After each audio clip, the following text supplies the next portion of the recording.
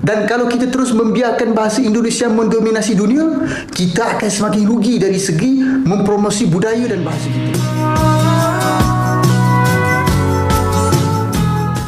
Assalamualaikum warahmatullahi wabarakatuh. Jumpa lagi bersama channel Tialo TV. Kita akan mereaksi video lagi teman-teman semuanya. Oke, kali ini kita akan mereaksi satu video yang terbaru sekitar 3 hari yang lalu.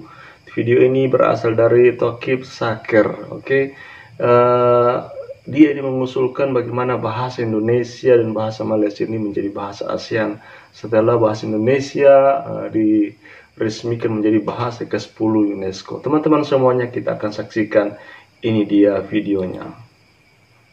Saya mencadangkan agar Datuk Seri Ibrahim dan YB Fahmi Fadzil untuk segera menjalankan perbincangan dengan kerajaan Indonesia untuk menjadikan bahasa Malaysia Indonesia sebagai bahasa utama ASEAN serta pertubuhan dunia lainnya. Kenapa saya mohon dipertimbangkan cadangan ini? Dan kenapa saya fikir Kementerian Komunikasi perlu bersama dalam perkara ini?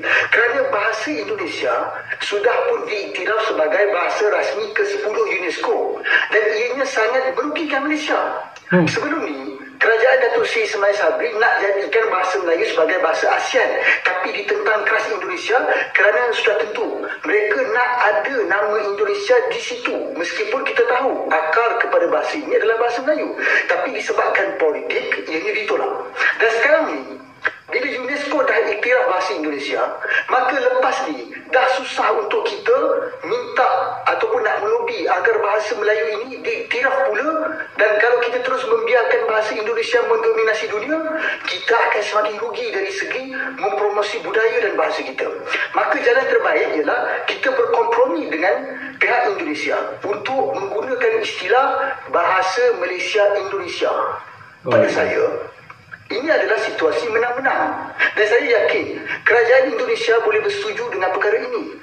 Kementerian Komunikasi juga boleh menggerakkan lebih banyak usaha dengan Kementerian Komunikasi Indonesia untuk bersama gerakkan usaha menerbitkan filem drama Malaysia Indonesia menggunakan bahasa Malaysia Indonesia dan kita pasarkan ke seluruh dunia sebagai bentuk memperkenalkan bahasa kita bersama. Apapun, ini hanya pandangan saya lah. Pihak kerajaan pasti lebih tahu. Saya mohon agar ia dipertimbangkan saja. Apa pandangan anda? Tuliskan dalam ruangan komen. Oke teman-teman semuanya, itu pandangan Tokib Saker. Oke, ternyata dia berpandangan bahwa bagaimana bahasa Indonesia dan bahasa Malaysia itu bisa menyatu dan bisa nama Indonesia Malaysia menjadi satu semacam bahasa yang disatukan untuk bahasa ASEAN ataupun di UNESCO. Karena menurut Tokib Saker ini bahwa bahasa Indonesia itu sudah diuntungkan karena menggunakan nama Indonesia, tidak menggunakan nama Malaysia. Teman-teman semuanya, perlu diketahui bahwa bahasa Indonesia berasal dari bahasa Melayu Riau yang telah disempurnakan, teman-teman semuanya.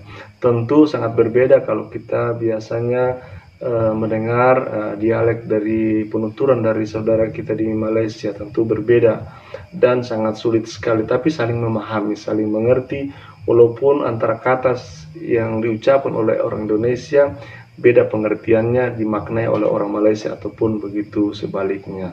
Dan ini sebenarnya tidak perlu diperdebatkan, itu hanya usulan dari Tokib Saker bagaimana pemerintah Malaysia ini bisa melobi pemerintah Indonesia, khususnya Menteri Kebudayaan, agar kiranya bisa menyatukan daripada kedua bahasa ini dan bisa digunakan di ASEAN ataupun di seluruh dunia menggunakan bahasa Indonesia Malaysia.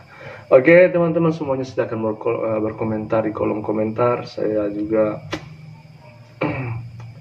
silakan berkomentar dan jangan lupa like, comment, dan subscribe. Dan Tokib Saker linknya kami lampirkan di deskripsi, silakan ditonton video realnya. Oke, mungkin demikian video kali ini, video reaction itu reaction saya, pendapat saya mungkin berbeda dengan teman-teman semuanya. Silakan di kolom komentar. Oke, dan saya Assalamualaikum warahmatullahi wabarakatuh.